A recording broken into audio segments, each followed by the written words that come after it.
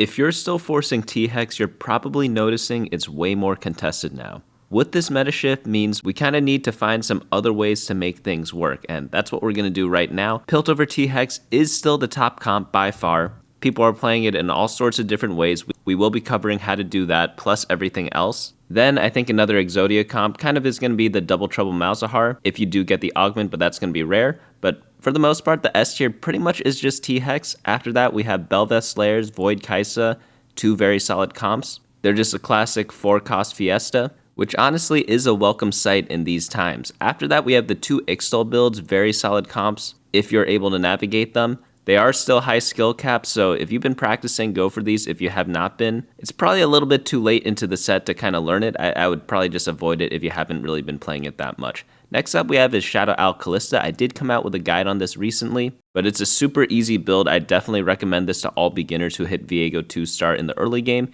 AD Fast 9, I love playing this. I don't know what it is. Draven's just a really fun character to play around, and the endgame boards are pretty cool. Slayer Gangplank reroll, also very solid. I guess it's not really a reroll, but it is a Gangplank 3 build. Veigar, still solid. Yunara, still solid. And then Yasuo, I moved up to the A tier. Yasuo has actually some situations where he works really, really well, and I had him like borderline B plus A minus before, but I think it's confirmed he is going to be in the A tier now. I did drop Noxus down a little bit. It's still very good in the mid game, but I think if you do play Noxus, unless you have some like crazy Noxus augment, you do kind of need to pivot out into other things or just play a bunch of legendaries just because it does fall off a little bit. And I kind of just like how some of the other boards play out a bit more. But B tier honestly are still very viable comps. You just need to pick and choose your spots. For example, if you want to go like Seraphine, she definitely is a viable comp still. You just need better scenarios for it. Ekko reroll, I still recommended this in my opener guide. Still very solid comp if you need to reroll 2 costs. You know, like sometimes you got to do it. Would I rather play T-Hex every single game? On this patch, yes. So that's why the tier list is set up in this way. But let's get on into the comps. We have the Piltover T-Hex comp first. Couple of changes that I want to address. So if we go to the game plan section or the how to play section, what you need to do is aim to unlock T-Hex by latest 4-3, preferably earlier. I've seen some crazy early ones. But pretty much your game doesn't start until you actually unlock him. So prioritize this over anything else. Take econ augments to facilitate this, speed it up, and the important thing to note is that you don't have to re-roll for Caitlyn. I did mention this in my last video, but I think I'm leaning more towards like just go the Caitlyn 2 and kind of skip it. Like unless you're naturaling a ton of Caitlyns, kind of skip over it. Just stick with the Caitlyn 2-star and then go up, go fast 8. Roll down for the Piltover units. The 4-cost units are going to be Seraphine. She's very important, and you also need 2-star Loris. But essentially, since we need 9 star levels of Piltover, 2-star Caitlyn is 2, 2-star Vi is 4, Orianna 6, Loris 7, 8, and then Seraphine 1 to get to 9. So it's very easy to get this by like early stage 4. That's why T-Hex, like latest 4-3, preferably earlier. But sometimes you get Seraphine 2-star first before Loris. Sometimes you get this, you get that. Sometimes you don't get one of the earlier ones.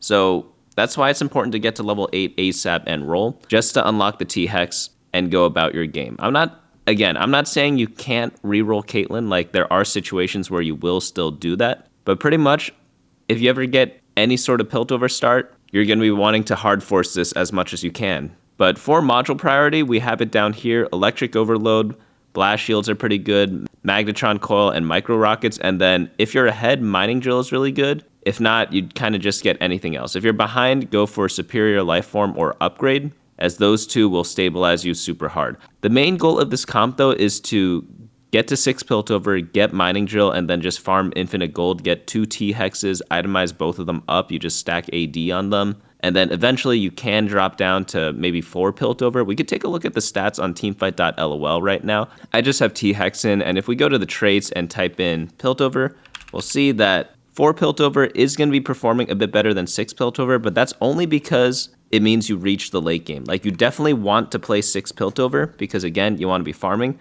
but later you drop things and add in legendaries. What type of legendaries do you want?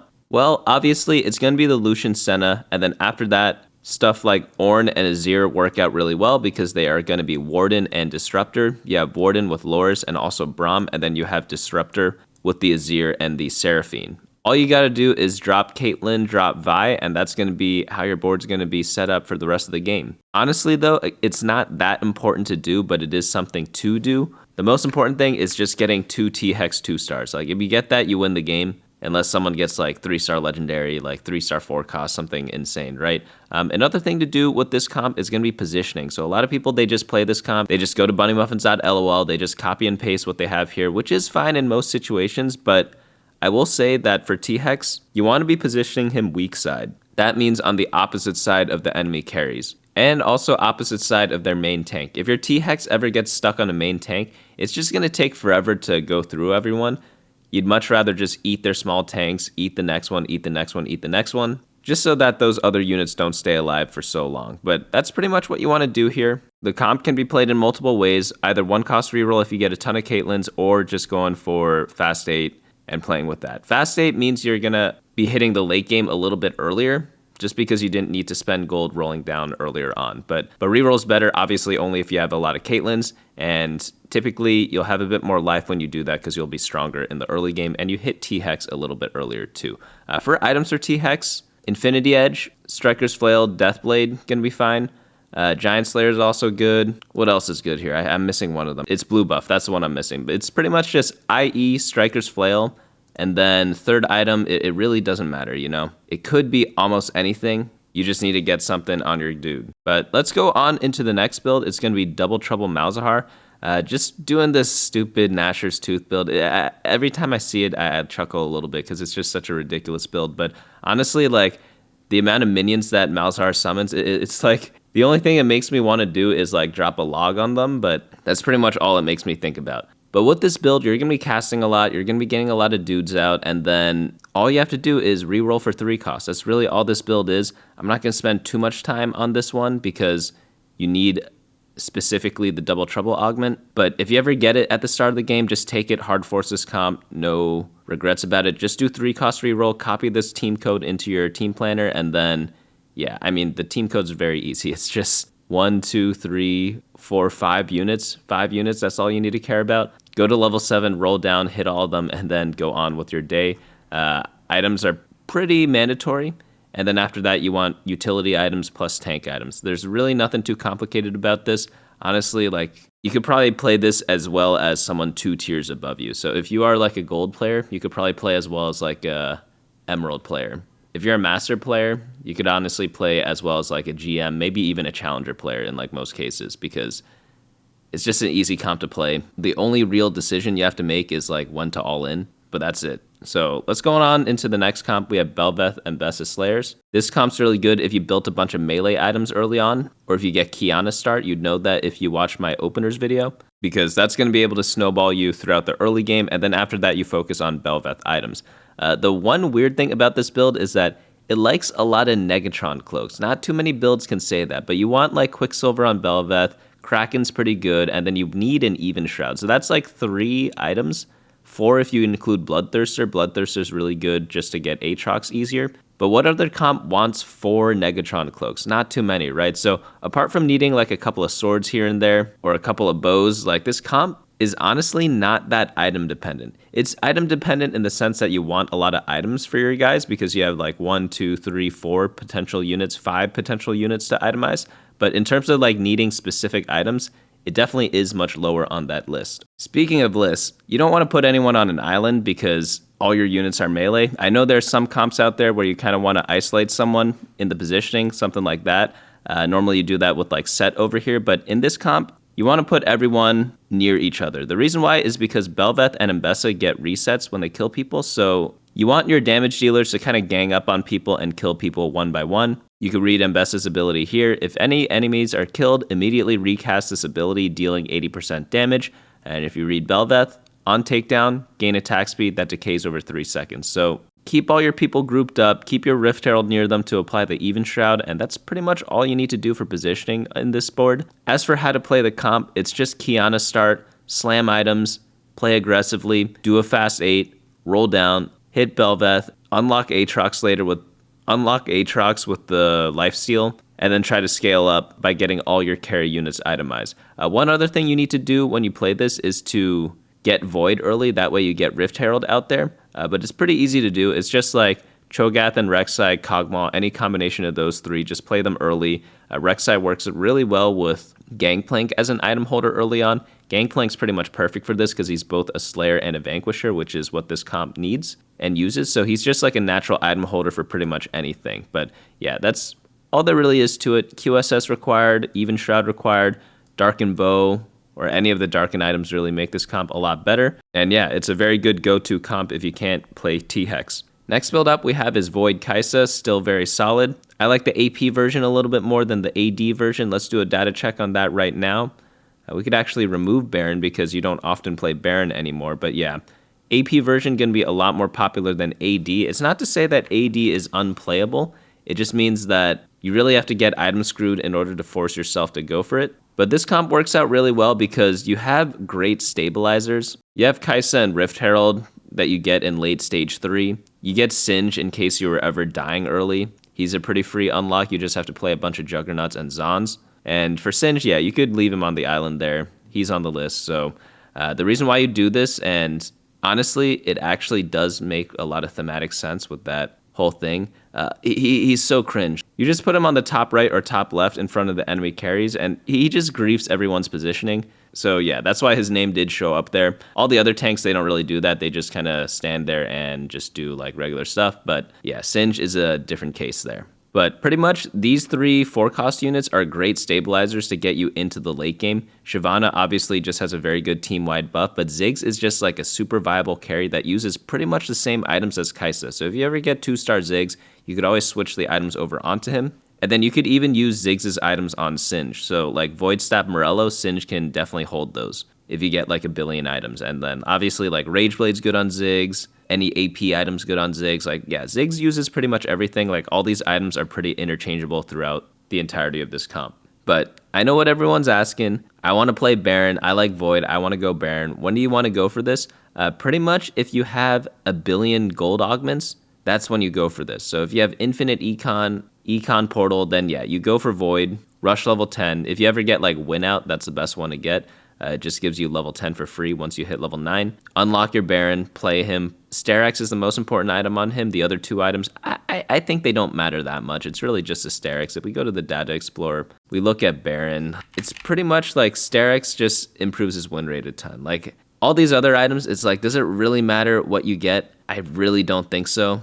There's pretty much no difference in the average placements if you look like all the way down to here, which is kind of crazy if you think about it. But obviously something in the top 5, like 3 of the items in the top 5, probably going to be ideal. Like you do want a healing item, i.e. is like a very good damage item, but I think Sterak's is the best one just because he has a big health pool, so he can both tank and deal damage with Sterak's Gauge, which is really nice. But honestly, like the amount of times you're going to be playing Baron is going to be pretty slim. Like maybe you'll play it like once a patch if you play a bunch, because most of the time when you go Void, you're going to be just going this Kaisa build just because no one's got that much money to go to level 10, you know?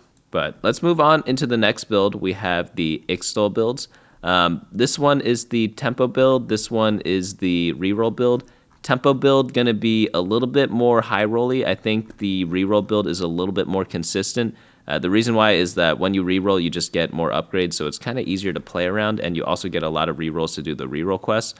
The tempo build is a little bit difficult to do because the quest picking is going to be a little bit difficult for most people. I've said this pretty much every video. Don't play Ixtal if you're trying to do a super climb. If you're trying to get better at the game, it is a pretty good comp to play because you probably should learn this over time. But for the most part, like the comp is just really hard, even for high level players. But pretty much all you need to know is that 625 is a magic number for the cash out. It is difficult to get, but you probably will win the game and get HP augments if they are offered to you. That's pretty much all you need to do. Pick the quests that you can complete. Obviously, it's hard to explain this comp because like the quest thing is like telling someone to drink water. Like I went to the doctor recently just for a regular checkup, like nothing weird was going on, but pretty much all they told me to do was to get some exercise and eat healthy. And I was like, yeah, as if like no one knew that before, right? But like that's literally what they told me to do. And I was like, okay, yeah, sure, you know. So unfortunately, I am a video game content creator, so that doesn't always happen. But that's kind of how I feel about Ixtal quests. It's like everyone knows what to do already. It's like pick the ones that you can complete. But in terms of like actually doing it, it's easier said than done, right? But that's literally what you're supposed to do. Like, I don't know what to tell you all. Like, I do have a lot of write-ups on the website, bunnymuffins.lol/meta. It goes through like tons of tips for both of these comps. But at the end of the day, you just need to know how to quest, you know? Like, you need to just pick the ones that you can do. Like, I know it's hard because I played this comp a bunch too. Sometimes I spend a bunch of gold and then the next quest I get offered is like spend 1 billion gold on XP or reroll 50,000 times. Like, yeah, I've been in that situation too, and it really sucks, but that's kind of why the comp is a little bit tricky. But these are kind of what the sample boards look like.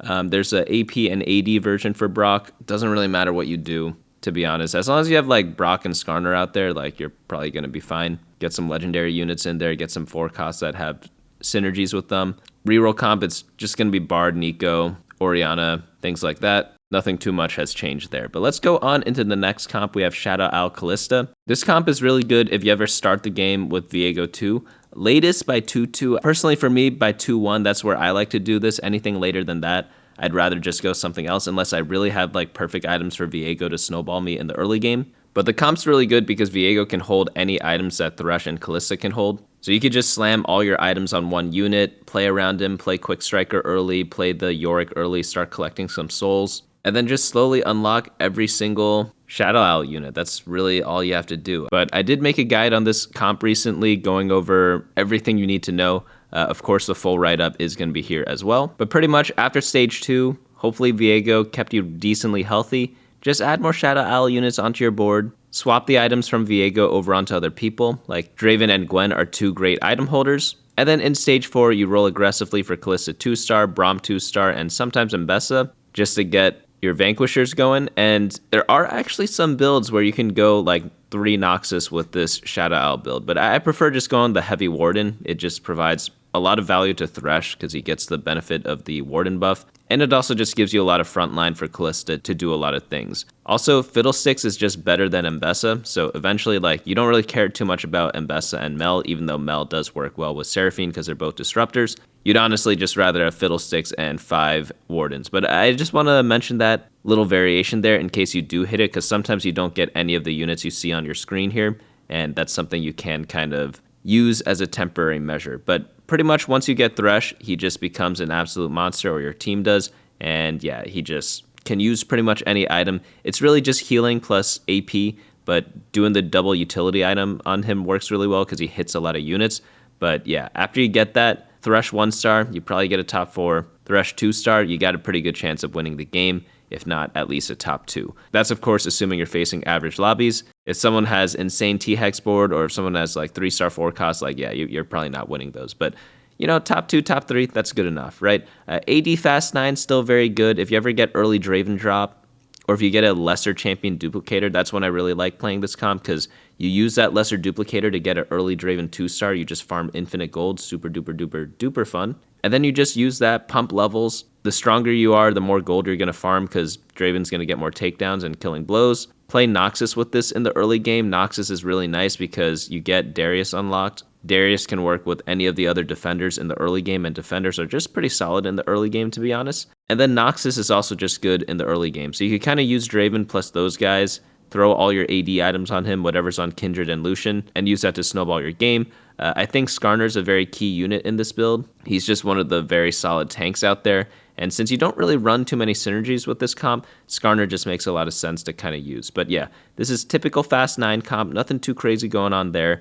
If you get early Draven or like the lesser duplicator tech, that's when this becomes really, really good. If you can't get Draven upgraded naturally, it does become a little bit tricky. Like sometimes people roll for him, sometimes they don't. You don't have to play this, you know? Like if you're going Fast 9, you don't have to go AD Fast 9. You could just go into random legendary soup. But he's just one really good way to get there because he just farms you infinite gold.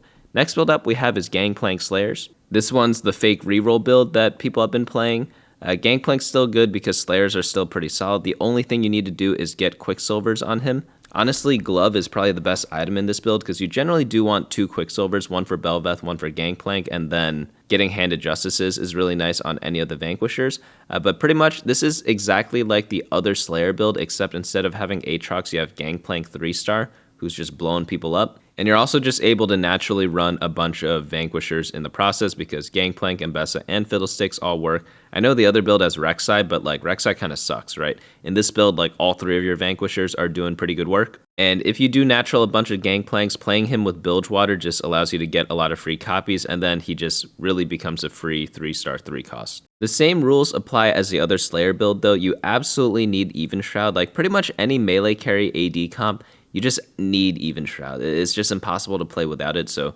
just make sure you do get that, because the reason why is that if you don't have Armor Shred, you get stuck on a tank in the front line, and as a melee DPS, you just get focused down earlier. So obviously, no matter what comp you're playing, you need Shred or Sunder, but range units can kind of get away with it a little bit longer than melee units can, just because they don't get focused as quickly. Next build up we have is going to be Veigar Yordles. If you ever get hats, he's really good, or a lot of rods. They are going to be changing this in the next patch. Honestly, next patch, a lot of things are going to be different because they're changing a lot of the unlock conditions. I think Veigar, you just need like 1 hat equipped on a Yordle. Is that what it was? I forgot the exact changes, but they are going to be changing a lot. I will be reviewing that next week on, I believe, Tuesday when it comes out. But for now, you're just going to have to follow the rules, you know? Get some random rods, then you can play this.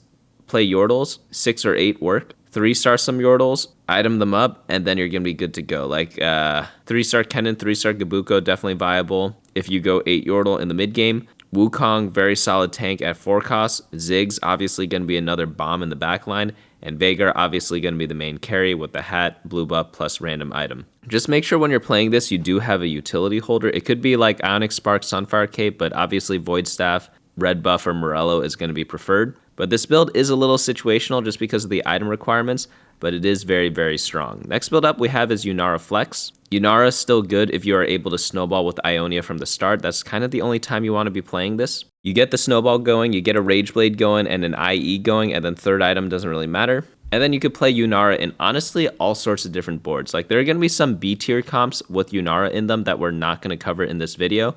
But she could be played in Ionia version, Freljord version, Ryze versions with Lissandra.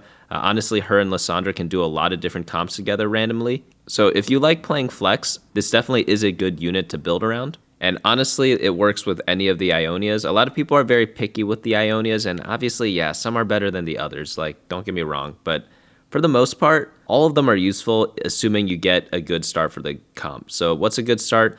Well, obviously 2-star Shen, 2-star Jhin, but what else is a good start? In the opener guide on my website, bunnymuffins.lol/openers, you could go down to the generic AD openers and you see a bunch of the different ones here, like Ionia Kiana can work, Noxus Kiana can work, Noxus Draven can work, and you could go into that. Like all these comps you could use to go into Yunara, just because all you really need is Rage Blade and IE, and you don't need them like right at the start of the game, right? You only need them once you hit Yunara. So you could build a bunch of different items on them beforehand, just to use as item holders, and then put the leftovers on something like Kindred, and then put the best in slots on Yunara later. Other things you need to watch out for when you play this comp is that like Econ is pretty nice to have in the stage 2. After that, getting some items or combat augments is going to be better. And this comp does scale okay into the late game, but it's not like one of those super late game comps, so that's kind of why you do want to finish the game a little bit early. You don't want to take like triple Econ, for example, because you just don't benefit from it that much compared to something else.